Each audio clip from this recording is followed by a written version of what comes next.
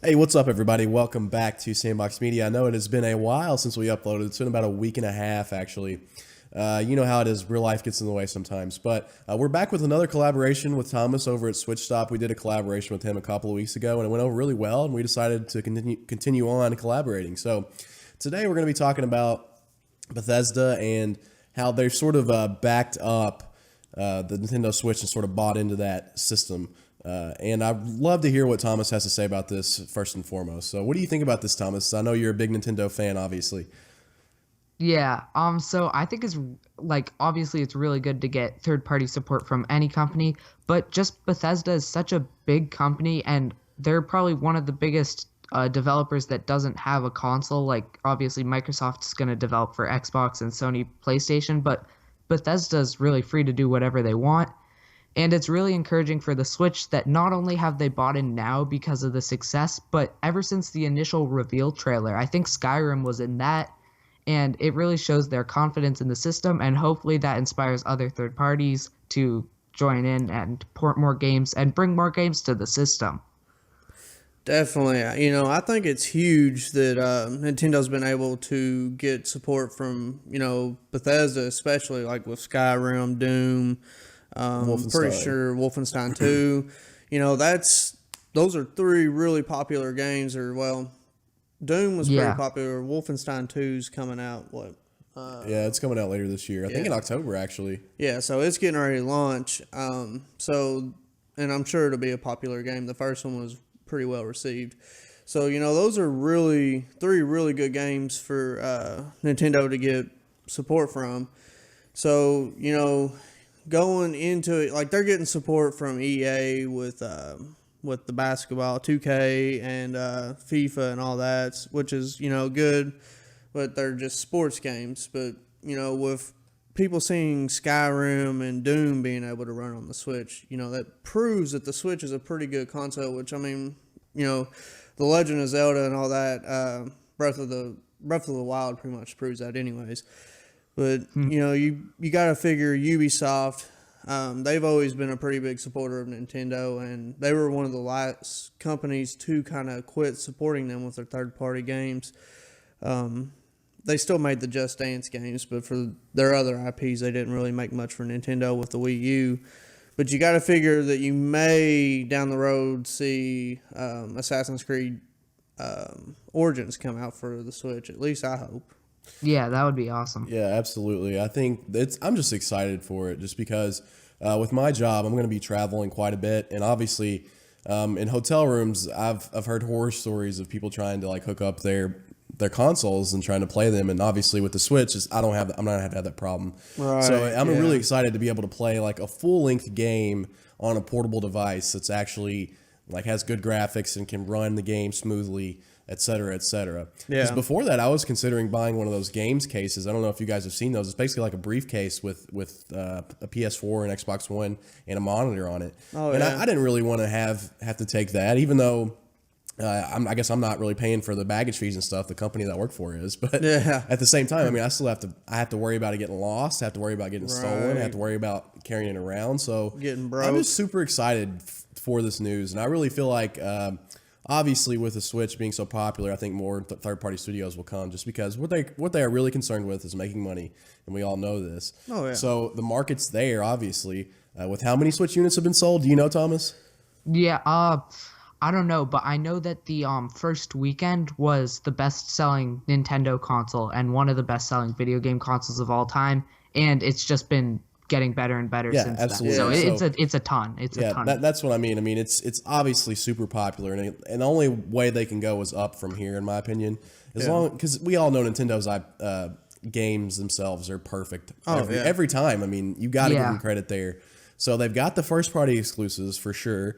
They're going to have third party support. I'm not going to say exclusives just yet. I mean, we did have Ubisoft with the Mario Rabbids combination game, right? That was yeah. Ubisoft. So I guess you do, have that exclusive, but I don't know how willing other companies will, or other developers rather, will be to making exclusives just for the Switch. I don't know. I think that Nintendo will definitely have to just mend those relationships and just I don't know, develop better relationships with developers over time for them to start making more exclusives for their console. But Yeah. I think they're going to be fine.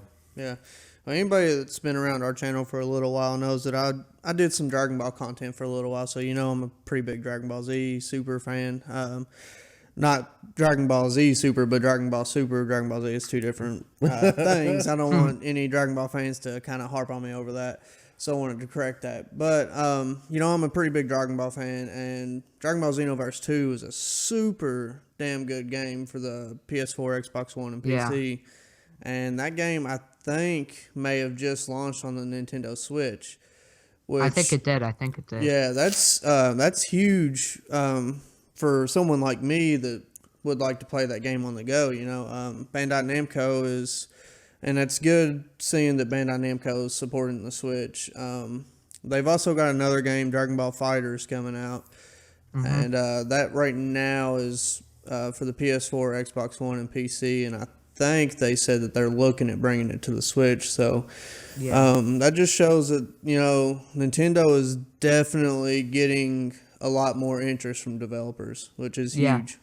And back to what you said before about exclusives, while there aren't many, if at all, exclusive games coming to the Switch, a lot of the third-party ports that are coming do have exclusive Nintendo content, which is for Skyrim, there is Legend of Zelda, like items, clothing, all that stuff, weapons. And then for Rocket League, which is, I know it's not one of the biggest third-party games, but it's still a pretty big deal. Yeah. There are special Mario, Luigi, and Metroid gunship cars. Yeah, I saw those. Really those cool. Are awesome. And I did not know about the Legend of Zelda stuff for Skyrim. That's awesome. That's enticing for sure, but I still think games is what sells people. I mean, those are, don't get me wrong, I agree with you, Thomas. It's a great add in, but still, I think the exclusives, that's what's going to help them sell more consoles in the future, like going forward. Yeah, definitely. It's definitely exclusives, but I mean, it's good to see them taking this step forward. Absolutely, I agree with you. To add to what you were saying, Thomas, Minecraft also, the cross-play thing, Minecraft is bringing some, I think, Mario stuff to it. Yeah. So, and actually every console, well, not every console, because we know the PS4 is not in on that. But Xbox One and PC are actually getting that DLC also. So it's one of the very few times that you get to see a Nintendo, IP on another console. Yeah. So, I don't know. I think that's about it for this topic, unless you have something to add to it, Thomas. No, I think they're going good, but as you guys said, they need to get some more exclusive games, and I think that pretty much sums it up.